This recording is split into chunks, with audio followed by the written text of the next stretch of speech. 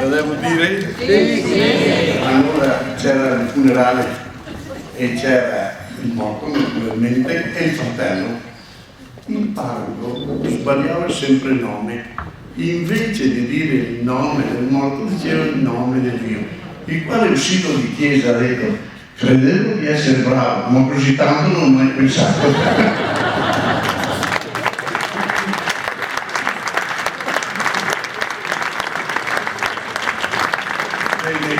Allora io ringrazio proprio di questo riconoscimento e ringrazio in questa bella sede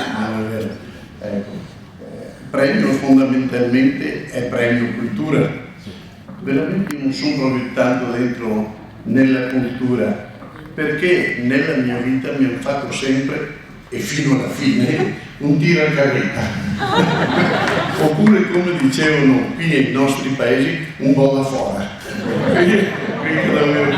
E questo comunque questo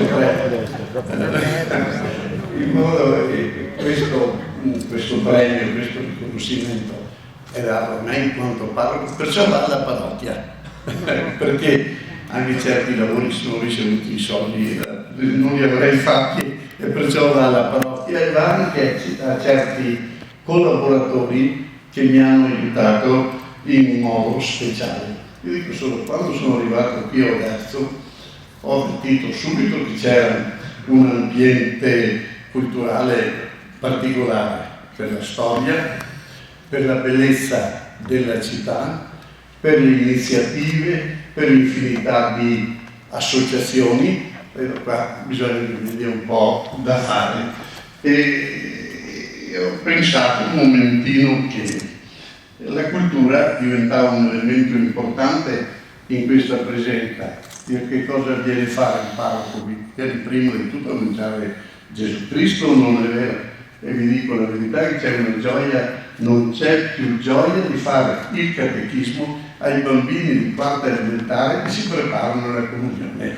Sono i più attenti, i più interessati, i più bravi, c'è una gioia straordinaria, si fa veramente cultura, però è necessario trasmettere un po' questa cultura, perché cioè il Vangelo, la missione di annunciare Gesù, passa la mentalità della gente per le idee che si stanno respirando. La cultura, a fin dei conti, non è altro che coltivare, dico sempre, la mente e il cuore, perché si è capace di dare, perché ogni persona sia capace di dare le grandi risposte alle eterne domande che sono sempre antiche e sempre nuove, perché così. E poi c'è anche la cultura, quella di interpretare, usando un'espressione di Giovanni XXIII, i segni dei tempi. Ecco, i segni, che cosa sta avvenendo di nuovo, come orientarsi, come non lasciarsi travolgere, e c'è il pericolo di oggi, come trovare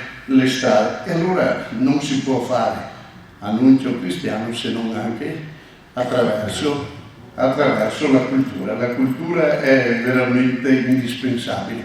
La cultura che non deve, secondo me, essere accademica, se non è fatta un po' e non deve essere neppure troppo efficientistica, cioè di volere subito il prodotto già confezionato. E allora la cultura ha bisogno di ascolto, ha bisogno di riflessione, ha bisogno di confronto. E allora è venuto qui, ho letto, ho detto bisogna un pochettino che cerchi di capire alcune cose. Prima di tutto la storia della città, la storia qui.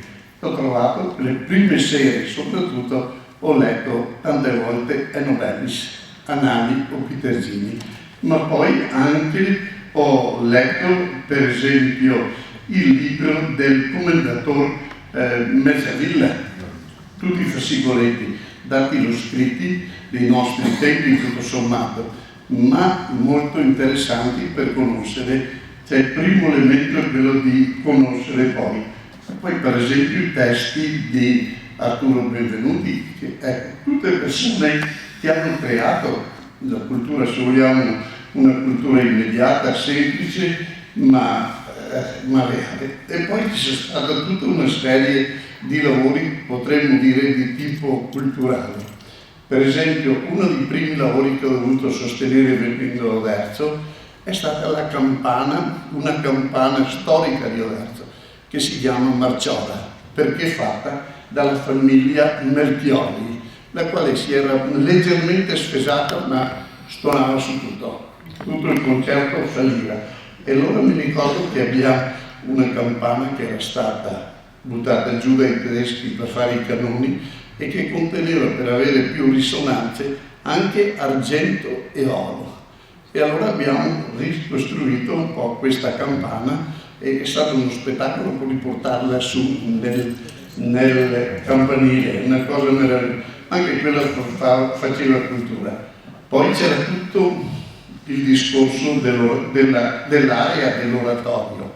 Ecco, e qui devo dire, ecco, questo premio cultura io lo devo condividere, per esempio lo devo condividere con l'ingegnere Roberto Panieri, che mi ha un po' sostenuto nel lavoro del patronato, in tutti i lavori che siamo riusciti. Una sera ci siamo trovati insieme e abbiamo detto come sistemare quest'area, perché anche sistemare un'area è sempre un'operazione culturale, basta buttare un bussolotto fuori posto che rovina una prospettiva, che rovina un ambiente. E allora ecco che è stato. Poi ci sono stati i grandi lavori dell'uomo, cominciati, se vogliamo, come è stato accennato, grazie anche al contributo dell'8 per 1000 delle associazioni, a riprendere le tele dell'uomo. E qui in questo momento vorrei ricordare la Cristina Pinteri. Ecco, chi se la ricorda, abbiamo recuperato diverse tele. E poi tanti lavori di sistemazione fuori, anche l'accesso attraverso la rampa che porta dei Sali, che è costata molto perché sotto c'era il cimitero e quelli non andavano più avanti. Ecco, comunque qui vorrei proprio esprimere e condividere questo premio cultura con gli architetti Vendragne, la Cristina e Cesare. Ecco, proprio un sostenuto in maniera straordinaria. Poi cultura, un po' fa cultura anche il nostro dialogo, il quale non è il Corriere della Sera, è un giornale semplice che vuole essere umile, che non ha pretese, ma non vorrebbe neanche perdere la dignità. Insomma, e ci sono sempre due aspetti, quell'aspetto all'inizio più rivolto alla parrocchia, più ecclesiale, quell'aspetto rivolto piuttosto alla città. Qui tutto il merito e tutta la riconoscenza va a Giuseppe Migotto, senza Giuseppe Migotto niente.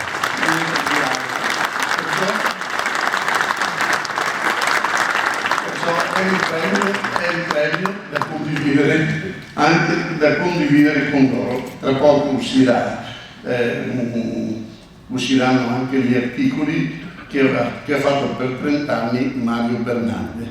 Ecco, una raccolta di articoli, ma che sono un vero spaccato della storia di questi tempi. È molto interessante leggere quali sono stati i temi dibattuti, quali sono state le idee, i contrasti, ma anche le cose belle che sono fatte.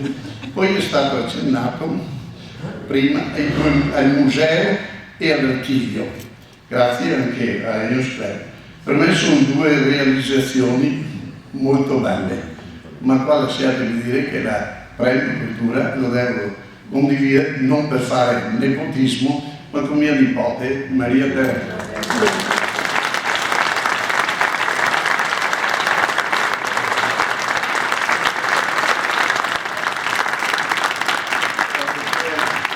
Che ha fatto la terza media, ma Bernardi la chiama sempre Ulrico, la chiama sempre la dottoressa, perché veramente è esperta e conosce bene. Ecco.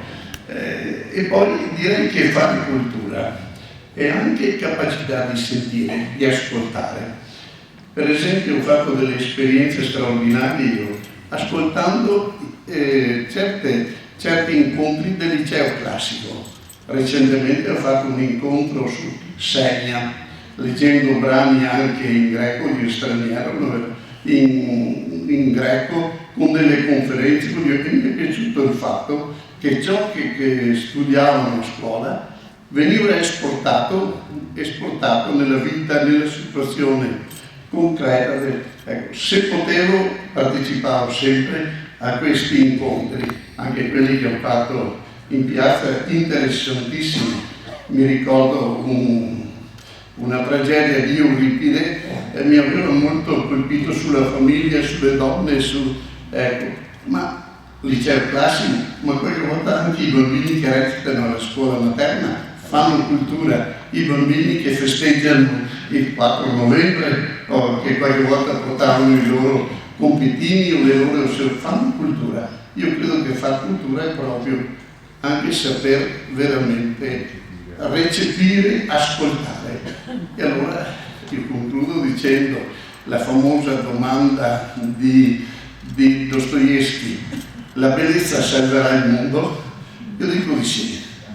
La bellezza salverà il mondo e un ragazzo che ha la sua cultura, che ha la sua storia, che si trova immersa anche nei problemi di oggi, se tiene sempre presente la cultura, ha sempre la bussola per trovare delle risposte. Perciò questa associazione che vuole promuovere cultura credo che abbia veramente questo spirito, aiutare a trovare sempre la bussola per orientarsi nei momenti che stiamo vivendo. Per tutto il resto, grazie, e cosa volete che vi dica? Io non so in acqua.